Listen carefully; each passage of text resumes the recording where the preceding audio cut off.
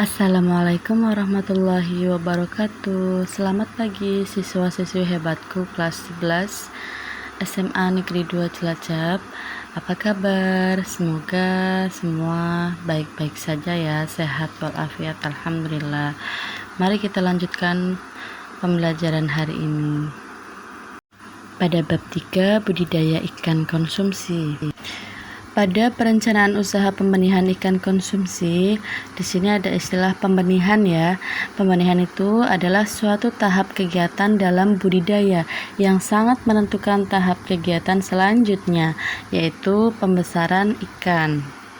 Adapun faktor-faktor yang dapat memunculkan ide usaha itu ada dua, yaitu faktor internal dan eksternal. Yang dimaksud faktor internal itu adalah faktor yang berasal dari dalam diri seseorang sebagai subjek ya. Faktor internalnya itu bisa pengetahuan yang dimiliki, pengalaman dari individu itu sendiri, kemudian pengalaman saat ia melihat orang lain menyelesaikan masalah, kemudian ada intuisi. Intuisi itu pemikiran yang muncul dari individu itu sendiri. Sedangkan faktor eksternal itu adalah hal-hal yang dihadapi seseorang dan merupakan objek untuk mendapatkan sebuah inspirasi bisnis. Nah, apa aja sih faktor eksternalnya? Ya, berikut ini. Ada masalah yang dihadapi dan belum terpecahkan, kemudian kesulitan yang dihadapi sehari-hari, kebutuhan yang belum terpenuhi, kemudian ada pemikiran yang besar untuk menciptakan sesuatu yang baru. Pada risiko usaha, unsur-unsur dalam mengurangi risiko usaha itu adanya kesadaran dalam kemampuan mengelola usaha, adanya kerja prestatif, adanya kemampuan merencanakan strategi, dan adanya kreativitas dan inovasi dalam menerapkan cara mengolah keadaan usaha demi keuntungan. Jenis-jenis ikan konsumsi itu ada apa aja ya? Ada ikan lele, ikan nila, ikan patin, ikan gurame gitu. Kalian suka? Bisa dikonsumsi loh. Contohnya nih, ada ikan patin. Ciri-cirinya warna putih perak, bentuk tubuh panjang, 2 pasang kumis pendek, tidak bersisik dan memiliki sirip. Habitatnya atau hidupnya ya, itu di perairan umum, sungai, rawa, serta waduk. Kemudian ketika dibudidayakan di kolam itu bertahan di kedalaman 2-3 meter.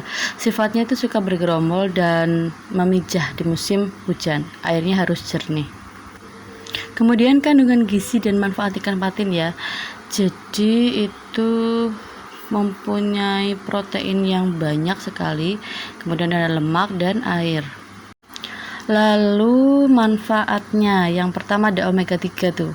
Omega 3 untuk perkembangan otak pada janin. Kemudian ada serat protein itu agar mudah dicerna, ada asam amino juga untuk pertumbuhan otak.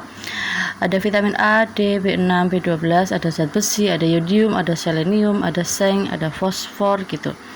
Kalau selenium itu untuk apa? Untuk metabolisme tubuh. Ya. Kalau seng itu membantu kerja enzim ya. Kalau fosfor itu jelas menguatkan, menyehatkan gigi. Itu jenis ikan contohnya. Kita masuk ke wadah budidaya ikan. Ada kolam, bak gitu ya, akuarium atau keramba jaring apung. Pada kolam, sistem budidaya ikannya ada tradisional atau ekstensif.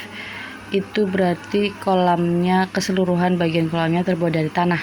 Kalau semi intensif itu kolam yang bagian kolamnya itu dindingnya itu ya terbuat dari tembok, sedangkan dasarnya itu dari tanah. Kemudian ada intensif ya, kolam yang keseluruhan bagian kolamnya itu terbuat dari tembok. Apakah kalian punya kolam ikan di rumah? Wadah budidaya ikan selanjutnya adalah bak. Bak itu kelebihannya itu ada hemat tempat, kemudian mudah dibersihkan, kemudian cocok untuk pembenihan ikan. Adapun kekurangannya itu tidak hemat biaya dan kapasitas ikan itu jumlahnya terbatas. Wadah selanjutnya itu ada keramba jaring apung. Nah, seperti itu gambarnya. Mungkin ada yang sudah pernah lihat atau mungkin belum. Karamba jaring apung itu membesarkan ikan dalam wadah yang diapungkan di permukaan air. Semua sisinya diselubungi jaring ya, untuk menahan ikan di dalamnya. Ibu cukupkan untuk pembelajaran hari ini.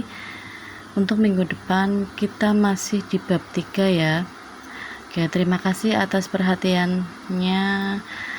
Ibu tutup. Assalamualaikum warahmatullahi wabarakatuh.